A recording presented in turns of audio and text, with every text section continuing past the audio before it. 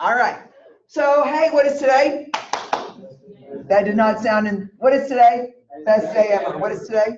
Best day ever. What is today? What is today? Best day ever. Okay, so we have our friends zooming in the room with us. Y'all say hi to Shelby and Annie. You sure they can hear you? Yes. So, exactly. Okay, so we have a couple goals today. We are going to jump in and start to wrap up and finish chapter 8. And chapter 8 is all on what? What's on chapter 8 over? Sports psychology. Sports psychology. Hey, real quick, remind me of a few things that you took away from yesterday. Somatic. Tell me what somatic is. Nervous and sweaty hands and heart rate. Very good. What you got, Jamie? Cognitive. What's cognitive? Those thoughts of fear, anxious, dread. What else we got? What do we remember? Intrinsic. What is intrinsically motivated? Comes from within. You just do it. You're a self-starter, all that fun stuff. What else do you remember? Extrinsic. What's the opposite of that, Sarah? Very good. You got to have that carrot dangling out in front of you to make things happen. You can look at it as an incentive. And we all thrive off of different types of incentives. But what we need to understand is there are some people that the incentive really does not change that deep fundamental feeling of how they drive themselves. So it's just one of those things, and it's right and it's wrong, and it's just one of those beautiful parts of being a human. What else do you remember from yesterday? Eustress. What is eustress? That's that positive stress that gets us to a higher level of arousal. Very good. Very good. Glad you're here. Welcome. Welcome. Introduce yourself. My name is Calvin. Your name's Calvin, so you missed yesterday? Yes. Awesome. Okay, well, we're rolling. We're in chapter 8, and we're filming, so I'm not going to stop right now. Okay? Awesome. We'll get you rolling. You might want to have something to write on, something to write with. We'll get to know you, Calvin, in just a minute. Okay, so what is arousal? That's right, where emotions and anxiety come together. Excellent, you studied. You trained. Okay, so someone in there, Aaron, I'm going to put you on the spot. Okay, what's the opposite of eustress? Distress. Excellent. That kind of distress that actually, does distress increase or decrease our performance? Decreases our performance and the ability to do better. So Jasmine, anything you remember that we didn't talk about? Ideal performance state. Oh, there you go, Annie, coming in with ideal performance state. Excellent. Annie, tell us 3 things about ideal performance state. Absence of fear. Let's see. Sense of effortless and narrow focus. Excellent. Anyone else want to add? Personal control. I got this. You're relaxed. You're all of a sudden, they talk about that supreme confidence that comes in whenever you have trusted your training and all those things. Excellent job, Annie. Anyone else? Can you think of anything else? Oh, what is state anxiety?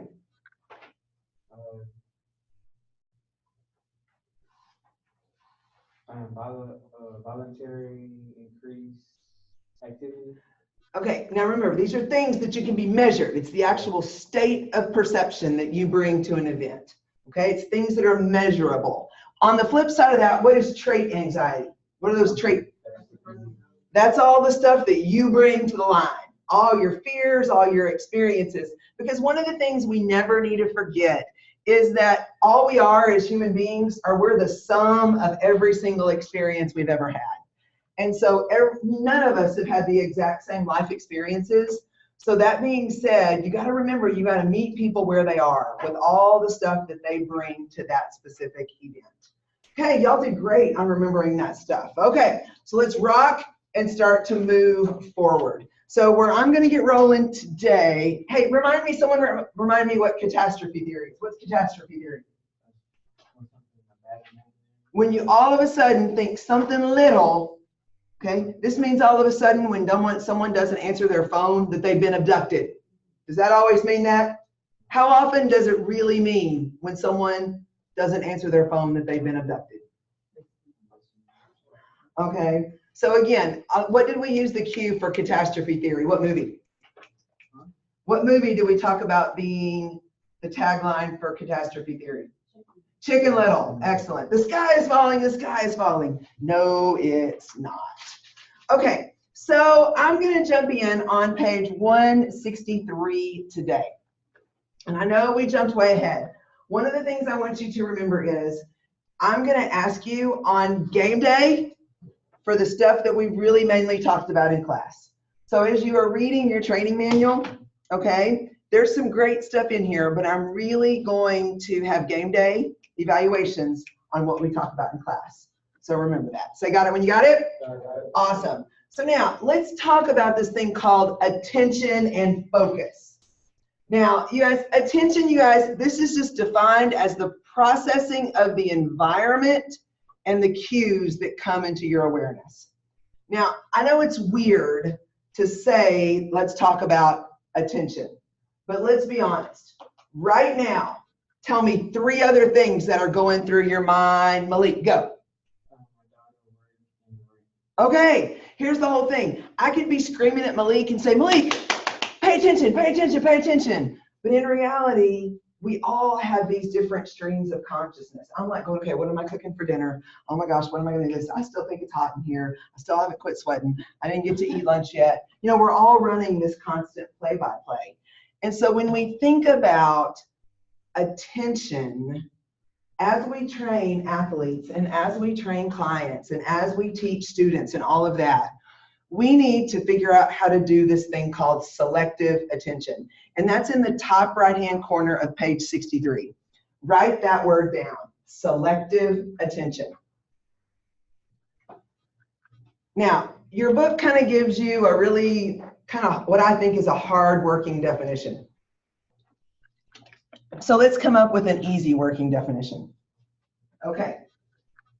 Selective attention is being able to drown out all of the extra and focus on the task at hand.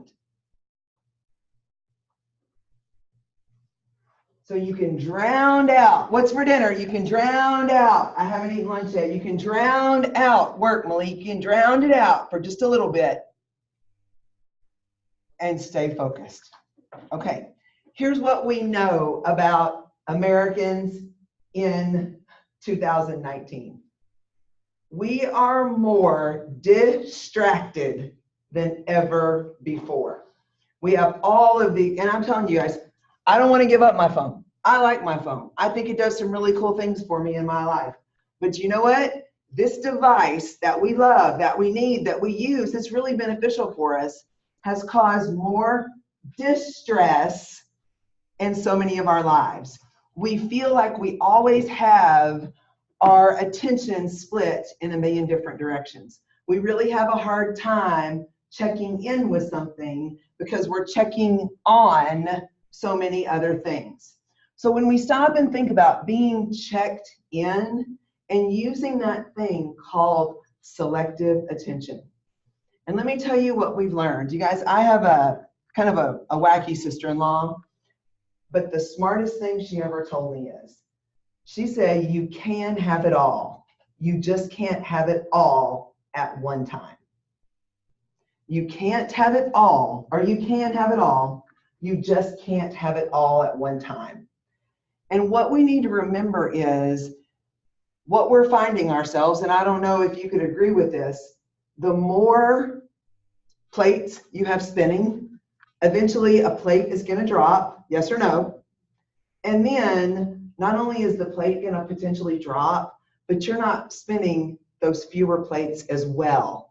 You find out that you're doing so many things that you're not doing any of them really, really well because you're not giving them that selective attention. So put yourself in the role of a coach. Put yourself in the role, let's think right now. You're a coach, you're a performance strength coach down here in the weight room, okay? You want your athletes to use selective attention in the weight room. Why? Talk loud. Remember, our people want to hear you. So they can just focus on lifting weights. So they can focus on being in that moment, dropping back through their butt, pulling with that second pull, all of those things. We see athletes really not focusing, and we see all of us focusing less than ever before because of all these external things that pull. You know, we're to a point, and you know, I keep my notifications even on my Fitbit turned off because I don't want something physically on me that is always drawing my attention away. So think about that. Many times, selective attention gets harder and harder and harder. That's why they're encouraging people to put their phone away. Get checked out with something so that you can get checked in and use selective attention. Okay? So I'm going to challenge you. All right, this is going to be like a weird McKay thing, so just get used to them. There's going to be a million of them. You guys, just for 1 minute, just 1 minute, just 60 seconds, okay? Just for 60 seconds, okay? I want you to choose 2 things, okay? 2 things. But here's a trick to it. I'm going to give you the 2 things. Okay, I'm going to give you 2 things to think about. Are you ready? I want you to think about a stapler and a AAA battery. Go.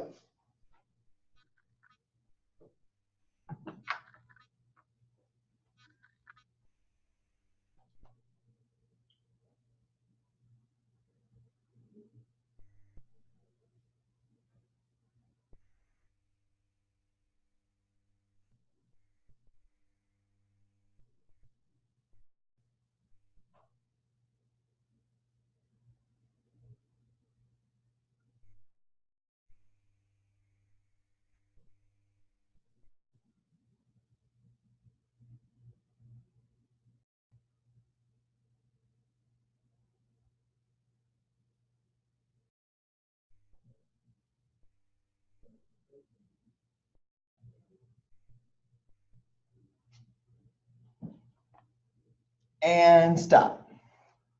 Okay, tell the truth. How many thousands of things did you think about in that 1 minute besides a AAA battery and a stapler? So how many of you, what were some of your experiences? Tell me what you felt going on. Aaron, what'd you feel? Tell me what was going on in your head when I said think about a battery and a stapler. Well, I started to think about it, and then everybody was looking at it. Uh-huh. So I felt like I had to look at it. And then I started thinking about what you could use them for. Okay. All kinds of stuff. Okay, so then number one, you felt peer pressure. They're like, oh my gosh, if everyone's looking at it, I better look at it too. Okay, then all of a sudden I can staple that. Okay, what else? Sarah, what'd you think about? Well, I thought about, like you said, what you could use them for. And then my stomach started making noises, and so I started thinking about that. I mean, do you see how hard it is? For 1 minute, we cannot focus on 2 things. Jasmine, what'd you think about? First, just started thinking about it, and it was like pro and con, like if I had to choose which one. She was playing, would you rather have a battery or a stapler? I mean, it's so funny how. You can't do this. Well, I was looking at the clock. So see, then I was thinking about watching the clock. Okay, Malik, what'd you think about? Yeah, I was looking at you too. She was looking back and forth. And I thought about the remote, and I thought about what you could say for it, and I started looking I at choose remote. battery over the stapler. Okay, hey, remind me one more time. Cody. Okay, Cody, what you were thinking about, bud? I thought about a small remote AAA battery. Okay. Right Which- after that, I was thinking about food. Yeah. So you went from remote control to food. I love that. See how the brain works. I mean, we can't even drown out. Bailey, what'd you think about? So the first I thought about like how they work together, and then I was like, that's probably not really relevant. And then I just started thinking about everything else. I was like, oh well, I'm not really sure if this is a trick or not. Yeah, how did that feel like a long time? It felt like a long time. Aaron, what'd you think about? Well, I was like thinking about the stapler, how I hung up a bunch of posters in my room, and I started thinking about working out. See, it's crazy. Remind me. Calvin. Calvin, what'd you think about? Well, I was focused on the stapler and the battery, and then I started looking at the mugs and the pencil and the water. And I just kept drifting away. And Calvin's going, oh my gosh, what have I landed? Calvin and Cody are going, oh, what did I land in with class today? That's the most important question. Jamie, what'd you feel like? What were you thinking?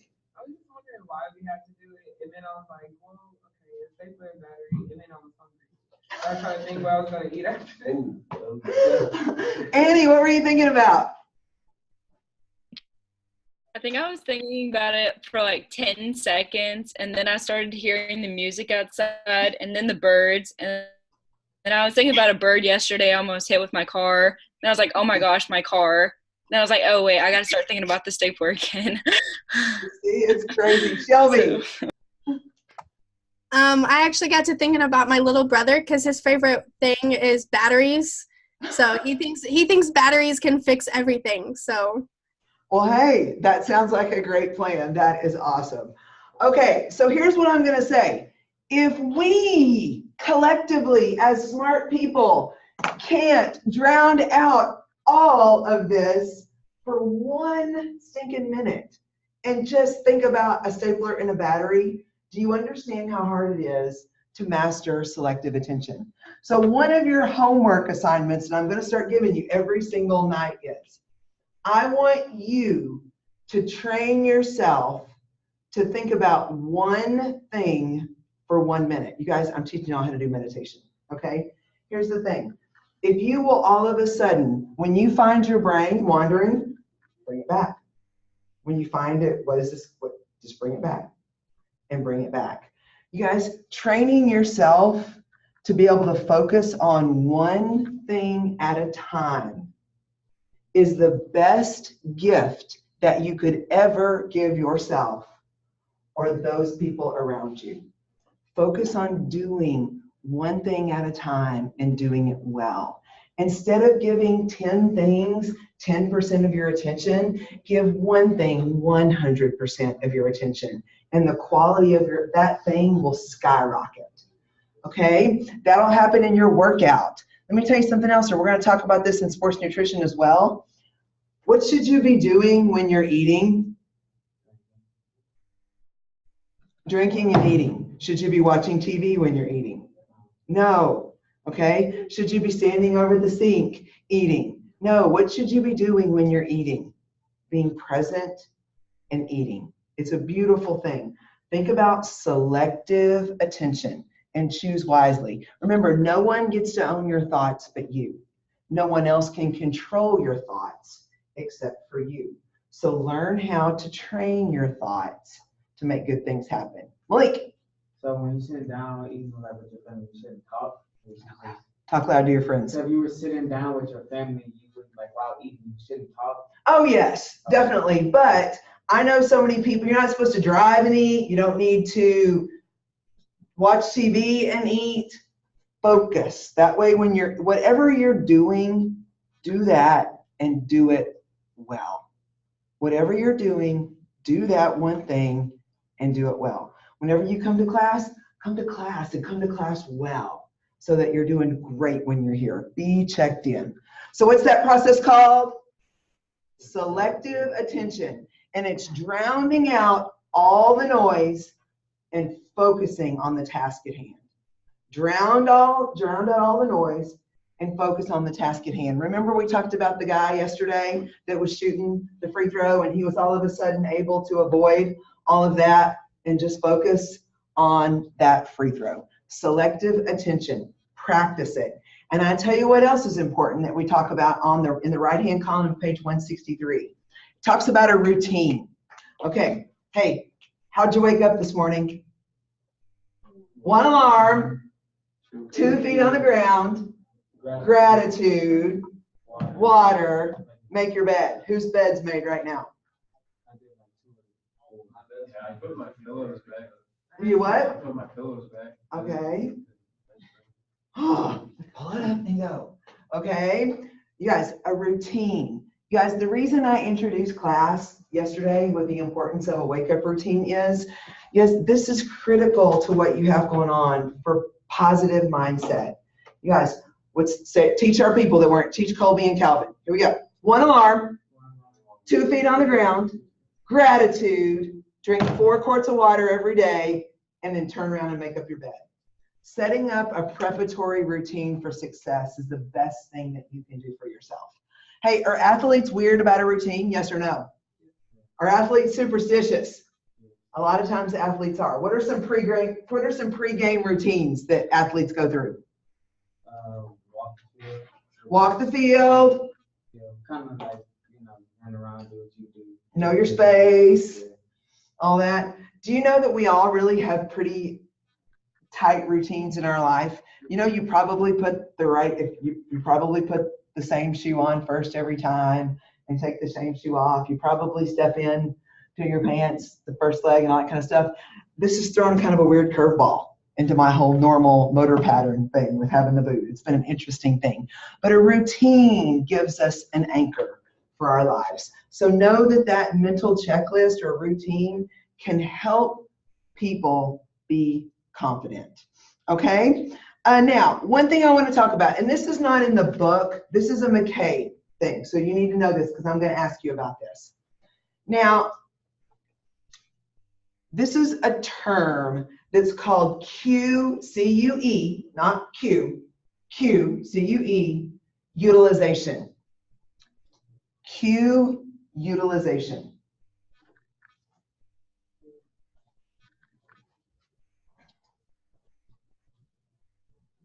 What kind of people are you? Smart people. What is today? Why are we here? To get the tools to build fearless champions. Why are we here? To get the tools to build fearless champions. What is today? What kind of people are you? Okay. Utilization. This is the definition, but think about it first. Think about it. Don't write yet. Think.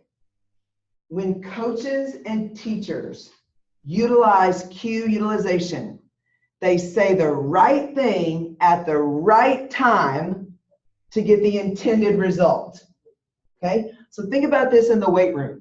Let's say all of a sudden Coach Cole has been down in there helping you and you're wanting to do a new PR on your deadlift. Are you with me on this, Malik? Could this happen in your world? You play football, don't you? Okay. So all of a sudden, Coach Cole is like, Malik, man, it's time. You need to max out on deadlift. Okay. So you all of a sudden, you're set. And at just the right time, he gives you a cue to pinch, to pull, to drive through your hips. And it's just at the right time. That's called cue utilization. So maybe you feel thinking right now. It's saying the right thing at the right time for the best outcome.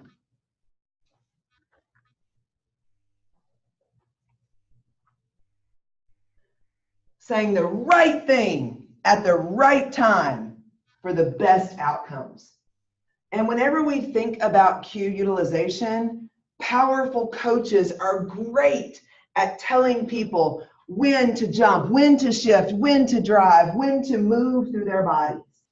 And then also, we know that people that are great with cue utilization also are good at reading people's body language. And they also can say, hey, you can do this. And they know exactly what that athlete needs to hear. So that's one of the most important things. You guys, our words are one of our most powerful tools that we can use in our industry. Learn to use your words wisely because words can elicit more power and more emotion. Have y'all ever heard something about be careful what you say because once you say something, you cannot take it back? Say what you mean what you say. And think before you say something ugly because once it's out there, you can never take it back. You can apologize for it, but those words have been spoken. So say the right thing at the right time. Use powerful vocabulary. Use action words. All of a sudden, if I'm coaching a group of athletes and I'm saying, hey, yeah, y'all jump. Yeah, go for it. Yeah, come on. What kind of response is that going to elicit? Tell me. Not a very good response. Okay? Everybody stand up in the room. Stand up. Stand up. If you're sitting down, stand up. Okay. Now, we're going strictly by, and I'm going to try to not use my body language, right? Okay? I want you to simply go by my voice inflection. Okay? And I want you to move the way you feel like my body is telling you to move. Okay? Okay? All right. So wave your arms.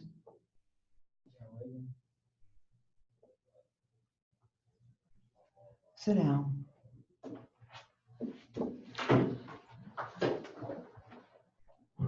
Stand up.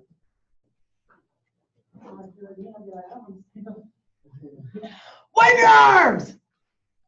Sit down. Stand up. Sit down. Stand up. Wave your arms. Jump 3 times. Okay. Sit down. Got a little blood flowing. Okay. So remember, saying the right thing at the right time. Another thing, remember, the people that we are talking to and communicating with cannot read our minds. I love it whenever I hear stories of coaches giving directions, but those directions being interpreted completely different than what the coach had asked. Okay, so here's the thing. On the count of 3, I want you to go up and go stand up and go touch the back wall. 1, 2, 3.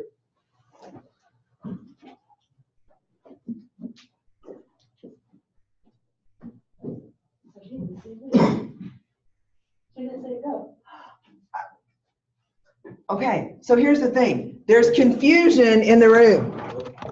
There's confusion in the room. Why is there confusion in the room? Because I didn't give you good directions. The confusion happens. So when you look around and you're in a leadership role and you see mass chaos and confusion, who should you be evaluating? Yourself. Okay? So here's the thing. Stand up. Go put your right hand on the whiteboard and keep it there. Right hand on the whiteboard, keep it there. Right hand on the whiteboard, keep it there. Now, take your left hand, put it on top of your head. Very nice. Put your left arm in the air. Very nice. Oh! Yeah. Winning. Yeah. Nice job. You were the winner at Mother May Hours. Excellent. Very good. You see he left his hand on his head? All right. Hey, you guys are awesome. Sit down. Oh, I didn't even have it low enough for them to see y'all. You missed out on them. I'm sorry. Bad teaching. I didn't look where the camera was. Okay. So again, cue utilization, selective attention, saying the right thing, doing the right thing, drowning all of that out. Okay. So now let's talk about ways. I'm jumping in over to page 164.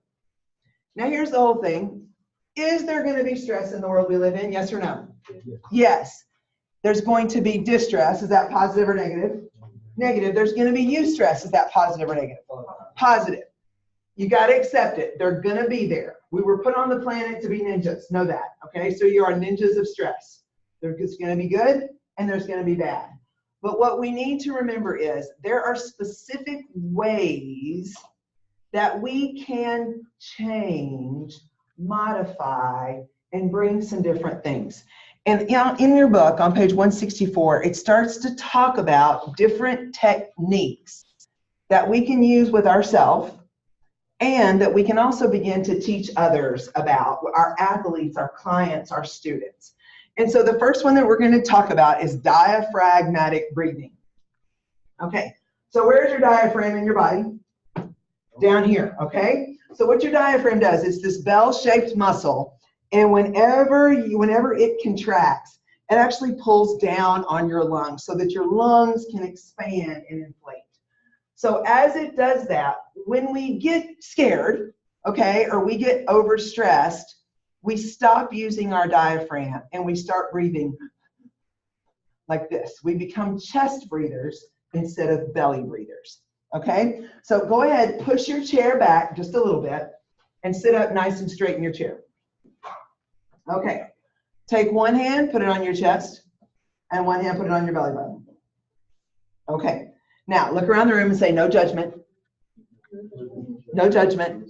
Okay, so what I'm going to have you do, I'm going to have you take a deep breath in. I'm going to do it with you. It's awesome. Okay, now I want the hand that's on your heart to not move. And so for you to take a deep breath in and the hand that's on your heart not move, The only way you can do that is to let the hand that's on your belly do the moving. Okay? So I'm going to be right here. I'm about to have 1, 2, 3, 4. I'm about to have 9 belly buttons coming straight at me. And it's okay. I can handle it. All right? Y'all going to have 1 coming at you. All right. So, and I'm going to count to 10. Okay? Then you're going to hold it. And then you're going to let that go just as slow as you brought it in. Say, got it when you got it. Good, clear directions? Okay, here we go. Inhale. 1, 2, 3, 4, 5, 6, 7. Hold it and let it go.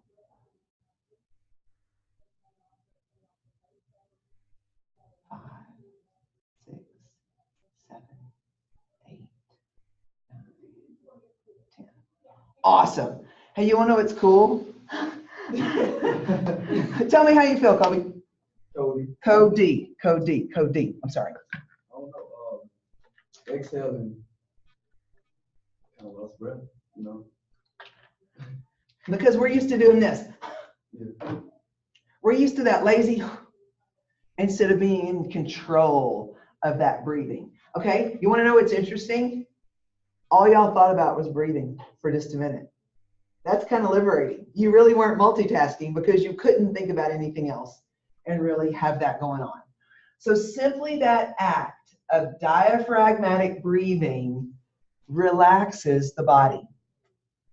It relaxes the body. It slows everything down.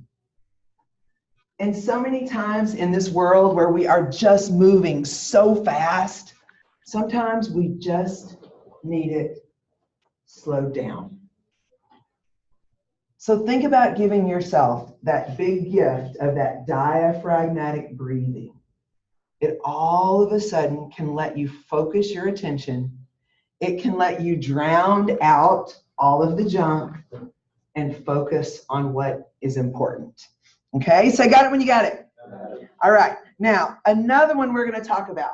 Okay, it's on page, this one's in your book on page 165, team. And this is called progressive muscular relaxation, or PMR. Okay, progressive muscular relaxation, PMR. Now, what's interesting about PMR is you can do it kind of like diaphragmatic. You can do it anytime, anywhere. Okay, so put your pen or pencil down. Okay, sit back in your chair and just be you.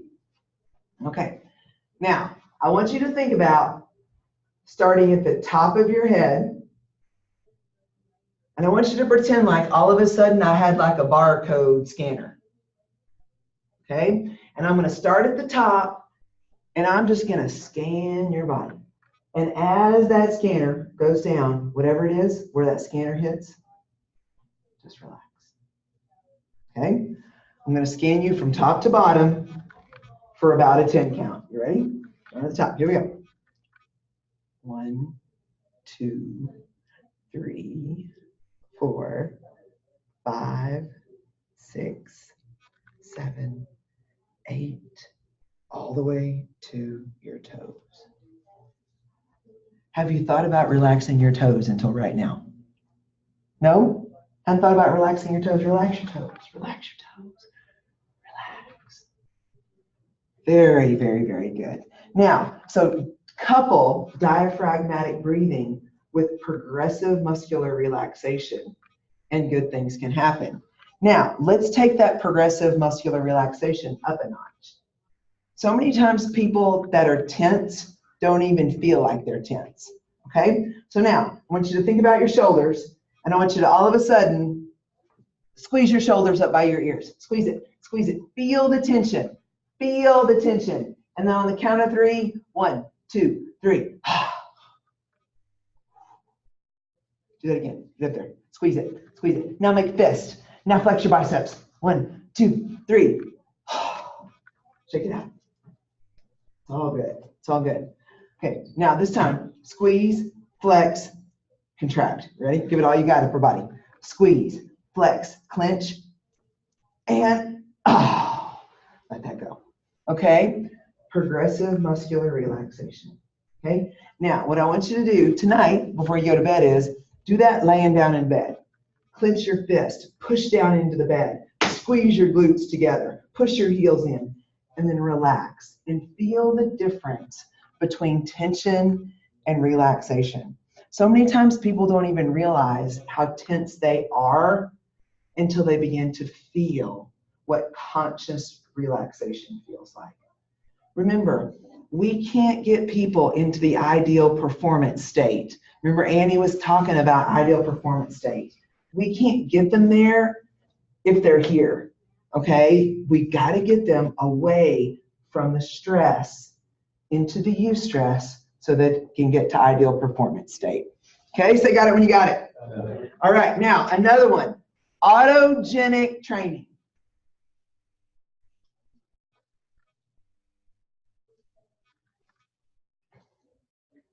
Now, it's time for you to learn another mechanism. Okay, you're going to hear me start to say this, and this is where you repeat it back to me. Okay, I'm going to say your body will respond to, and you're going to say whatever you ask it to. Your body will respond to, your body will respond to, your body will respond to. What is today? What kind of people are you? Smart people. Your body will respond to whatever you ask it to. Hey, why are we here? To build fearless champions. Excellent. You've got to work on that one. To get the tools to build fearless champions. Okay, so within our bodies, if you ask your body to become unfit, will it become unfit? Yes. Yes. So how do you ask your body to become unfit? Eat unhealthy, don't work out, do whatever, don't care about your health. You mean it just doesn't happen automatically? I mean, so by doing nothing, I'm actually asking for something? Yeah. Yes. And that's one of the things that we have lost touch with, is that right now, and this is what's pitiful, right now you sitting in this chair is asking your hip flexors to shorten up. So stand up for a second. Okay, because I don't want, now did you just realize you were asking them, your hip flexors, to get short? Okay, so now go ahead, stretch your hip flexors. Okay, so now go ahead and sit down again, because we don't want your hip flexors, okay? So here's the thing, by not consuming water, what are you asking your body to do? Dehydrate. Every single thing you do is an equal and opposite reaction with your body. It is. If you don't sleep at night, what are you asking your body to do the next day? Be tired the next day. People say, oh, that just happened. No, it didn't. No, it didn't. If you crush it in the gym and work hard on your power clean, what's going to happen to your power clean? It's going to increase. If you don't work hard, I don't know why my power clean's not increasing. Well, you haven't lifted more than 50 pounds. Come on.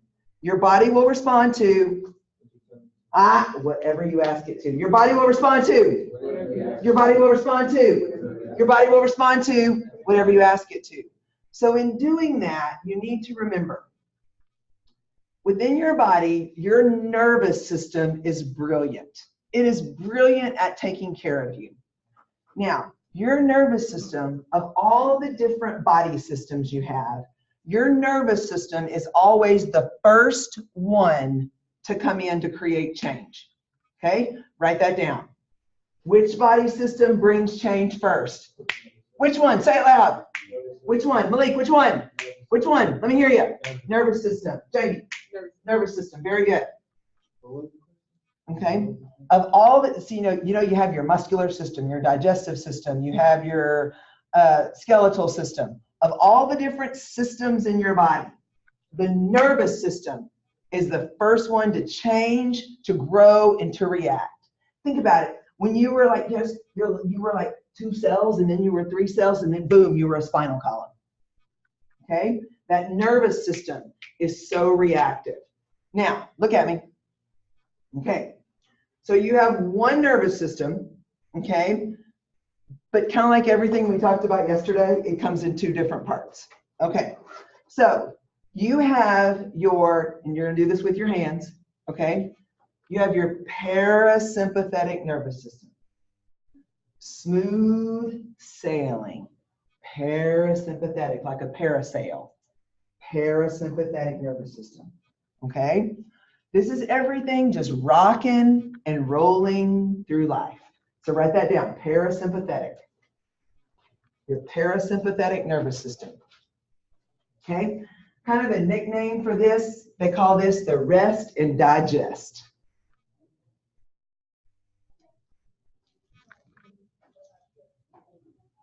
Parasympathetic. Life is beautiful, heart rate is good, blood pressure is good. All of a sudden I'm controlling things. I've got some stress, but I'm handling it as eustress. Everything is golden. Okay, now, then you have this.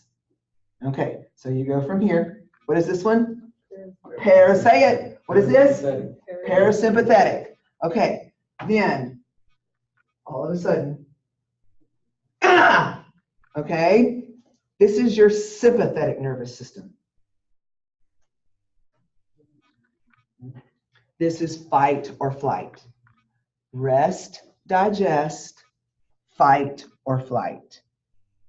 Parasympathetic, sympathetic.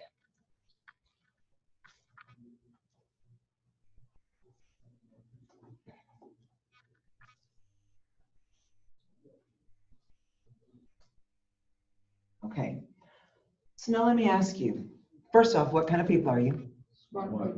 Do you think that we were designed to be humans that operated out of parasympathetic or out of sympathetic all the time? Which ones are we supposed to be? We're supposed to be parasympathetic. Remember how good I said we've been to us with all of these things that we brought into our lives, all these added stressors, okay? You guys, we are seeing Americans that are sympathetic overdrive, which means they are always in this state of fight or flight. Do you think that that's hard on the body or easy on the body? It's hard on the body. That we see increased, yes, all the different disease modifications that we talk about come from people that are in sympathetic overdrive. So we stop and think about it. If we have someone and we're doing this thing called autogenic training, okay? The goal of autogenic training is to take someone that is in sympathetic overdrive mode, and get them into parasympathetic. And start to teach people, am I in sympathetic or in parasympathetic drive right now? And once we start to teach people about that and they can identify it, you guys, that athlete, we keep going back to that line, that athlete that's shooting that goal, that basket at the state championship game, if that athlete is in sympathetic overdrive, they cannot be in the ideal performance state. They cannot exist at the same time. So teaching people to stay in that rest and digest, okay? One of the things that you can actually do is, and this is really interesting, you can actually just, there's some great research done with water. Water is so cool. You can actually wash your hands and it can shift you from sympathetic overdrive back to parasympathetic.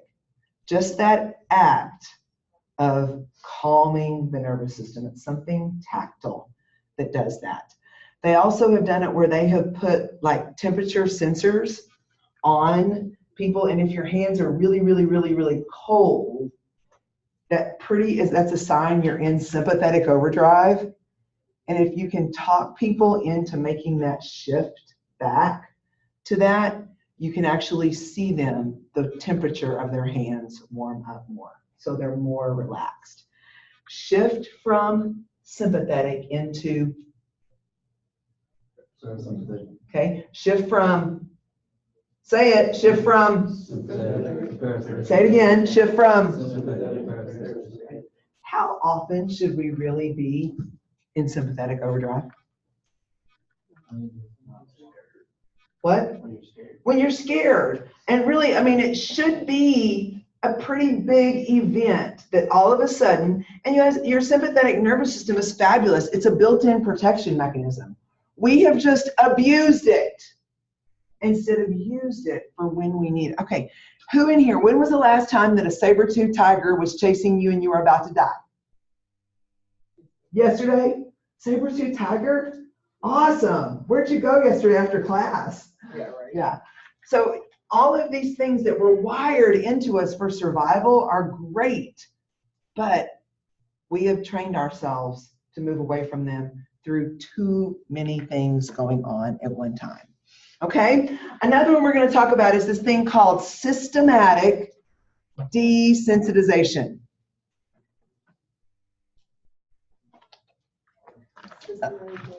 Desensitization. Like if you were really sensitive to something, I'm going to desensitize you.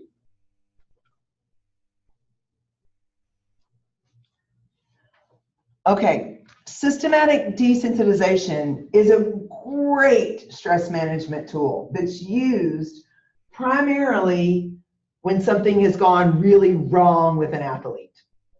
A great example of this is if someone has a near drowning experience and they do not want to go anywhere near the water, but we can all of a sudden convince them to come in and just put their feet in, and we're going to be okay with that today.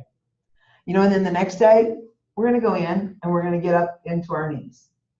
And then the next day, we're going to get up to our waist. You know what? Maybe the next day we'll get up to our belly button. And you know what? It might take 3 or 4 days of being at the belly button to be okay. But then all of a sudden, we're going to go into the chest. And then slowly, we'll be okay, completely going underwater again. Okay? Same thing. One of the things that we try to encourage people is after injury, what do we tell people that get thrown off of a horse? Do you know? Get back up on the horse. We want people to not have that huge window to build those negative neurons if they don't have to. One of the worst cases I ever heard about, and this was so heartbreaking to me, is, you guys, there was a college pitcher that all of a sudden received a line drive straight to the face. I mean, broke his cheek, broke his nose. It was just, I mean, concussion. I mean, lucky he lived. It was a bad, bad, bad deal. So he gets over concussion protocol, 6 or 7 surgeries later. He's finally rehabbed, takes a whole year off. But of course, this was where the injury was. The injury wasn't here. What was he ready to do? Get back on the mound, okay? He never thought about the cognitive or never thought about being scared to be on the mound again. He couldn't wait to be there. So the first time he all of a sudden started pitching with live balls coming in him again, it freaked him out. He couldn't stand the thought of having that happen again. So they almost had to reel it back to where they were almost playing coach pitch with him, just to get him okay with having the ball coming at him again without him shutting down. So again, it was an ESPN 30 for 30 special. If y'all ever watched any of those cool little documentaries, there's a really interesting one about how they systematically desensitized him from being so scared of the ball coming at him. Okay, another cool thing that we want to talk about is imagery. Oh, mental imagery. Hey, guess what? If you see yourself quitting before the race is over, what will you probably do? Quit before the race is over. Before the race starts, what do you need to see yourself doing? Finishing. You need to see yourself finishing before you even start. Okay? Right now, we're talking about this class. What do you need to be seeing yourself doing in this class? Completing, finishing. All of a sudden, you need to see yourself being checked in with your training. You need to see yourself June the 11th. You need to see yourself opening up your duck tracks and seeing your grades and doing the happy dance. You need to see yourself doing that. Okay? Take a picture of that in your brain and see yourself right now. Okay, walk through it. Okay, walk through it. Okay, open your computer. Do it. Come on, mentally. Come on, physically. Open your computer. Okay. Tarleton website. Log in. Put your UIN in. Check grades. Show me your reaction. Go. Show me your body language. Well, show me. I don't want to. Oh. I don't want to hug in here. Annie, show me your body language. What's it going to look like when you open your grades? Okay. Shelby, what's it going to look like? Okay. You guys, see yourself doing that right now. But then you also have to understand the work that it takes for that dream to come true. That imagery, see that image where you want to go, where you want to be. Hey, what's your dream job, Sarah? Dream job? What's your dream job? Oh my gosh. Being a high-end personal trainer in Australia. A high-end personal trainer in Australia. I'm coming to see you.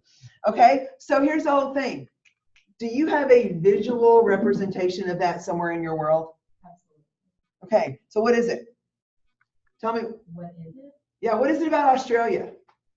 Dude, I just want to go to Australia. I want to live on the beach, have some exercise classes on the beach, just the laying down under. So do you have physical reminders that you see every day that help you keep that image alive? I do not. Okay, you need an Australia sticker on your mirror. Okay, you need, one of the coolest things, you guys, and I meant to grab some and I didn't. You guys, you need a dry erase marker and you need to write all over your bathroom mirror. We do it in our house. We leave each other notes today. Today's our, told you, anniversary. Okay, 26 years married to the same guy and I still like him. Okay. That's awesome, isn't it? That's awesome. So, what you need to remember is, I was up before he was and out the door. So I was like, happy anniversary. We made it 26 years. Oh my gosh, I still love you. So all of those things, we do that right on your mirror. That way you see it all the time. I am working on a book, kind of a Crazy McKay thing.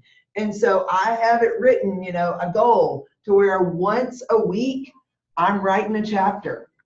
And you guys, I'm pretty much, I see that and it gets to be Sunday night and I'm like, oh, I haven't done that. So I go and I sit down and I hammer out some of it. You have to see your goals around you. You have to see yourself. You know what? I'm seeing me saying, Sarah, go live out your dreams. Take me with you. Here's your book. Okay?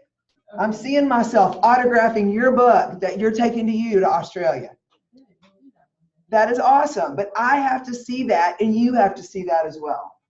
So imagery is such a cool thing. So have stuff around you that you are seeing to help you get to where you want to be. Aaron, what's your dream job?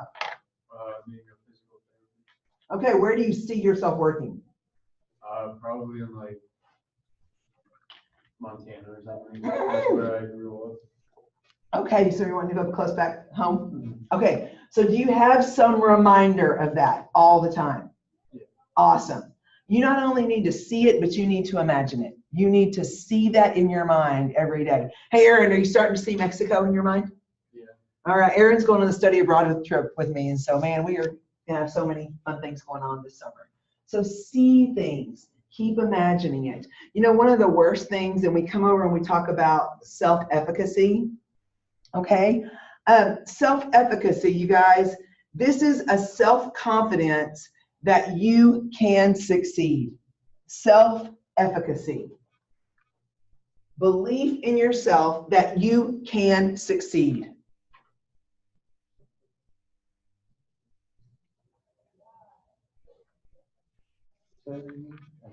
A belief in yourself that you can succeed. Self-efficacy.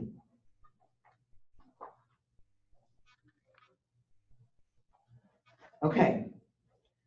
Now listen. Life is hard. Okay? Do not let your biggest enemy live between your ears. Okay? Here's the thing. Don't listen to yourself. Talk to yourself. Don't listen to yourself. Talk to yourself. Write that down. Don't listen to yourself. Talk to yourself. Because let me tell you what happens. You will get in a distressful moment. And if you start listening to what your body is screaming at you, you will quit and you will not reach that goal. But if you are in a moment of distress and you will talk to yourself, you can get through that moment of distress. Don't listen to yourself. Talk to yourself. You're in charge of everything that goes on in that head. You get to choose your thoughts. No one else does. I say the same thing with nutrition. You get to choose what you eat. No one forces you to eat anything. You're in charge of your nutrition and you're in charge of your thoughts. So as you move through thinking about that, you need to understand, you guys, the body is not what the body is going to tell you to quit. Don't listen. Don't listen. You be the talker. You be the talker. And you have to train yourself for this. You have to train yourself for this. Okay? Maybe sometimes you got to do your own little personal pep rally. Okay? I've had quite a few pep rallies in my closet before. You can do this. You can do this. You can do this. You can do this. But I've never done that before. You can do it. You can do it. Do it. What if the Zoom thing goes terrible? Who cares? We'll fix it. Okay? Think about things. Talk to yourself. Talk, talk, talk. Positive self-talk. And that leads right over, you guys, to positive self-talk.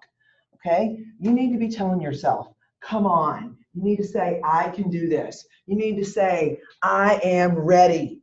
You need to say, bring it.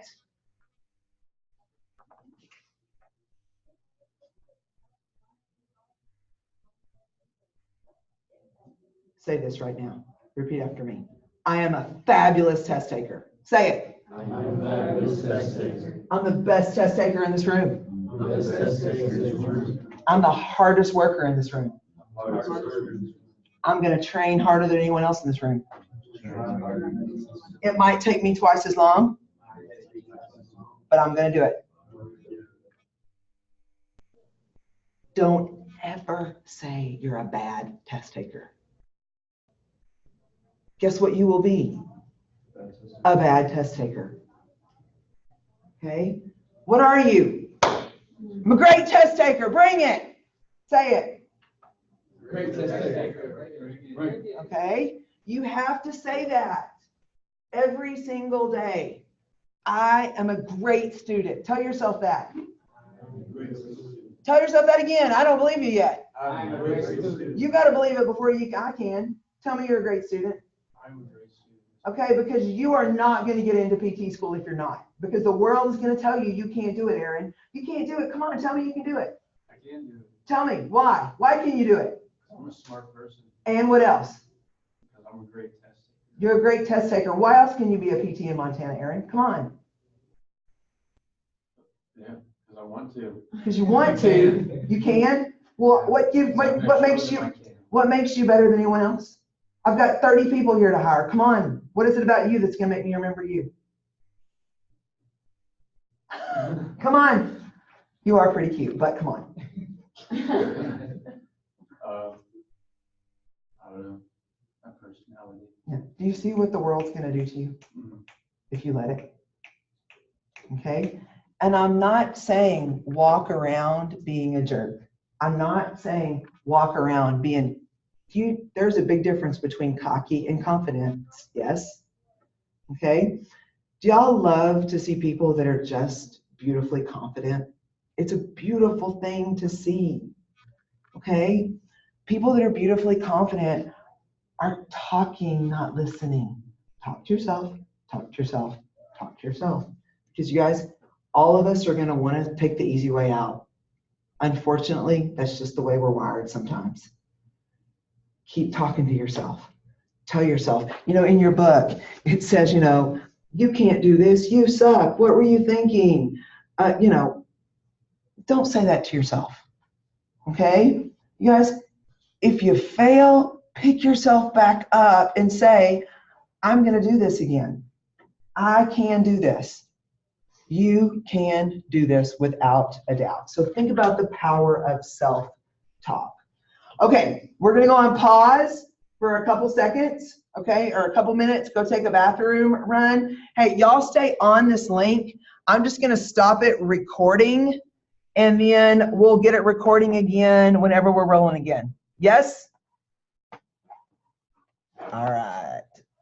Pause recording. All right, so we're going again. Shelby, you back? Very good. Annie, did you get a snack? I see you chewing. All right, so we're going to wrap up a little bit today, and then we'll jump in tomorrow on chapter 1. But let's talk about goal setting. Now, remember how I told you about having your dry erase marker writing all over your mirror? You guys, goal setting is such a critical part, you guys. And I'm going to actually read the definition and let it process for you, okay? It's the process whereby progressively challenging the standard of performance. Okay, so if you're expecting this standard of performance and you're progressively challenging it, that's what setting a goal is about.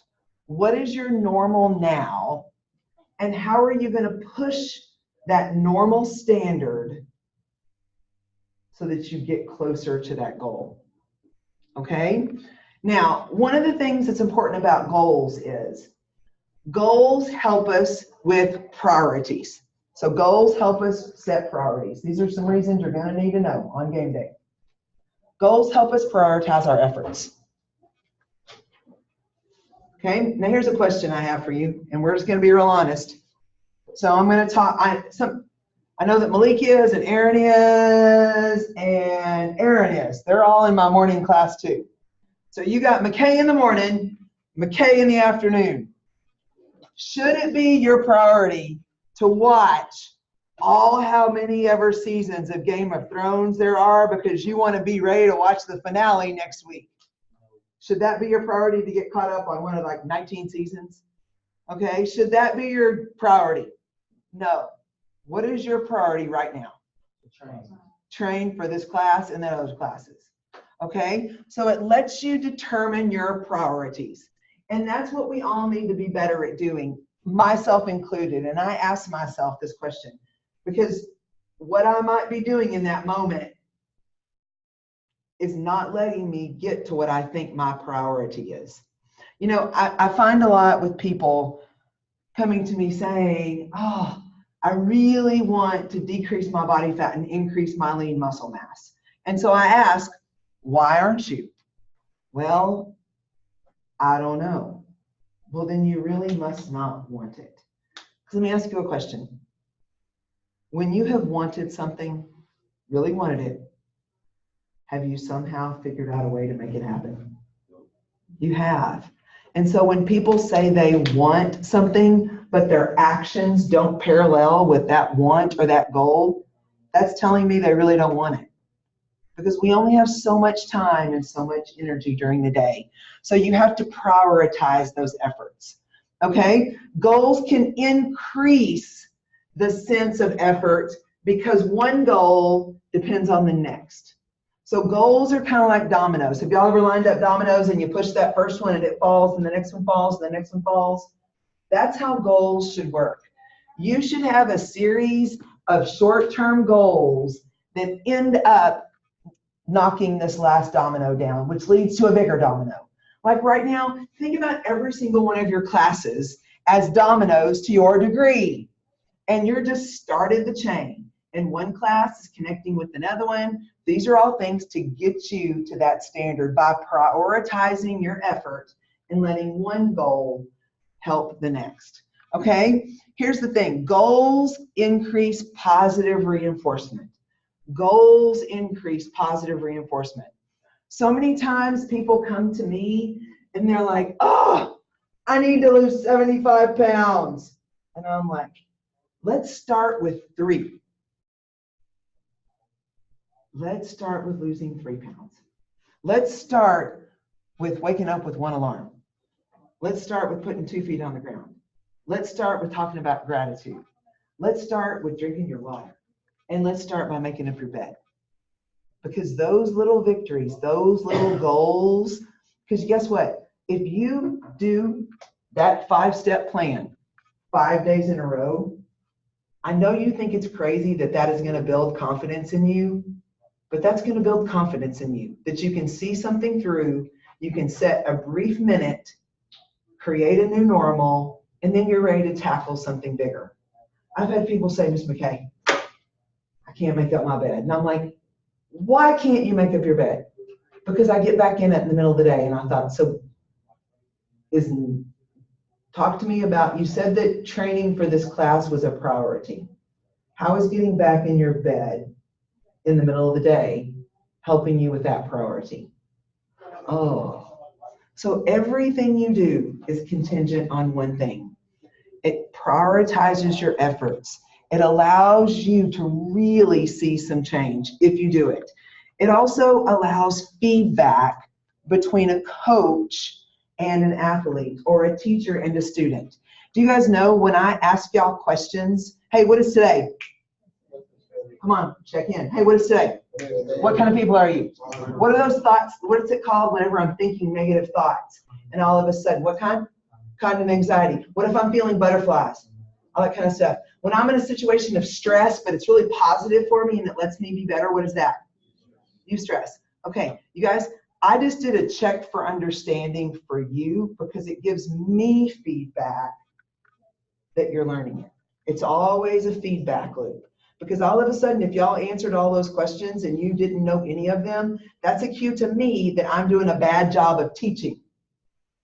So whenever you can respond back, that allows, that goal sets communication. Because here's what I know. If y'all just told me y'all were great test takers, say it again. Great test taker. Okay. So here's what I know. You've told me you're great test takers. That's communication for us. I'm thinking, man, these people are great test takers. I got to be ready for them. They're awesome. They're going to knock this out of the park. They know this. They know cognitive. They know this. They got this. That's a communication tool between you and I. And that's what goals are, between a coach and between an athlete, between a student and a teacher, between Amy and Stan, married people. Stan and I have some goals together that we're trying to meet. They allow people to be on the same page. They also really keep directing your efforts. Does anyone ever, I know it's weird, but does anyone ever look at a compass anymore to know what direction you're going, or do we only look at our phones? Your phone compass. Okay, what direction does the needle point on a compass? North. Okay, so if all of a sudden you're looking at this compass and you're going down the road and you are headed north, but you start veering off and you see it, but you know that PT school is your north. You know that's your north. If you all of a sudden are veering off from your path, you know that you've set the wrong goal. Little bitty goals keep you on the path where you want to be. They put priorities, they allow for communication, they redirect your efforts. They are a critical thing for success. You guys, you need to have some long-term goals and some short-term goals rocking. Okay, short-term goals are typically those ones, and our book says that they're in a short time frame. Okay, hey, you got big goals over the next 4 weeks. What is it? What? Training for this class. Okay, that's the way it has to be if you want the desired outcome. So just remember, short-term goals. You should have 3 short-term goals kind of going for the next 3 months. And then you should have a long-term goal, kind of ending up on the beach in Australia, okay? But you have all of these little goals that you have to get before you end up there, okay? Lots of mini goals coming in with Aaron before he lands at PT school. So those are so important. Now, 2 other kinds of goals, okay? One of them, these are called process goals, okay? These are the ones that the athlete has control over. Let me tell you how to remember this. You're in charge of the process of training. You're in charge of the process of training. You're the only one that can be in charge of how much you're going to train for this class. You have control over that, true or false? True. Are you in charge of how you spend your time? Yes. Are you in charge of how you direct your efforts? Yes or no? Yes. Those are process goals. You control the outcome. Now here's the thing. There are outcome goals. And the best analogy for these is when you think about an outcome goal, that usually is a collective group of people like a team. And that team may end up on the losing side of that game, which was certainly not their goal. But that individual athlete didn't have any control over that, the outcome.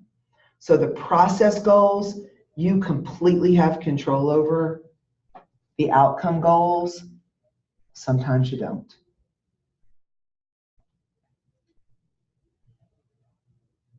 You could do every single thing in your processing, but the outcome might not be what you wanted it to be. Okay? And you know what? That's why we grow. That's how we grow. That's how we become better at being better and being a better human being. Because that's our big goal, is just to be a better person. I hope you wake up every day saying, man, I hope I'm better than I was yesterday. That's what I hope I'm better tomorrow than I was today. I hope I'm better today than I was yesterday. Because that's this process that we go through of I'm in control of the process. The outcome. And here's what I can say. As far as in here, this is me looking at you all. I'm in charge of the process of delivering it, asking you, quizzing you, drilling you, training with you. But you know what? Am I in charge of your grade? I can't control that outcome. Okay? For me, the outcome goal in this class is your process goal. Okay? You get to choose. You get to choose. So as I said yesterday, I want us to think about, we're not going to do the rest of this chapter, okay? There's some things we need to move on to. There's some great stuff in here, but we sort of covered everything we needed to. I mentioned yesterday thinking about this class being like building a house. And everything that we have built on the last 2 days is the foundation. Okay? You guys, intrinsically motivated, extrinsically motivated, motivated to achieve success, goals, physical relaxation, managing stress. All of these things are critical to that foundation. On tomorrow would be Thursday. Yes, it's weird starting on a Tuesday, wasn't it? Okay? So it doesn't feel like, it feels like Tuesday today, doesn't it? Okay? So tomorrow is Thursday. So what we're going to do is we're going to start in chapter 1. If you are weak in anatomy, you need to do some training. And the interesting thing with training with anatomy, sometimes it's straight on memorization. Okay? You need to look at muscles. You need to look at bones. You need to know some of the basic systems. Okay? We're going to pretty much fly through chapter 1 tomorrow. Tomorrow will be all chapter 1, and it will go really pretty quick. Okay? Because it's kind of based off of the fact that you're pretty fundamentally sound in A&P. Okay? So know yourself with chapter 1. I'm thinking about, and this is just tentative, so bear with me on this. I'm thinking Monday, okay, which I won't be here, okay? Monday might, stay with me, because I haven't figured it out yet, because I'm working on some stuff too. Monday might be our first test day, okay? I don't know. Depends on how good we do tomorrow and Friday, okay? It would be better for us to like wrap up this week, let y'all train over the weekend. Monday, be online test day. Come back, we'll figure it all out together. Okay, that way we're sort of compartmentalizing So we should have the foundation built. We should have the electricity and the plumbing and some of the framing up in 2 days. Okay, it's like all of a sudden when everyone comes to build a giant house together. Okay, hey, you guys are great. Malik, did you get a copy of the syllabus I sent through email for this class or just the sports nutrition? You sent the fifth or you? An email for this class. Oh, no. Awesome. I'm going to take care of that for y'all. Okay, we'll make that happen. When did you add, Cody? No, Cody and Calvin. Friday. Okay, so you should be on the main roll sheet. It should be. Okay, It's awesome. not showing up in Blackboard. I haven't had anything in Blackboard. Okay. Okay, hey, you guys good?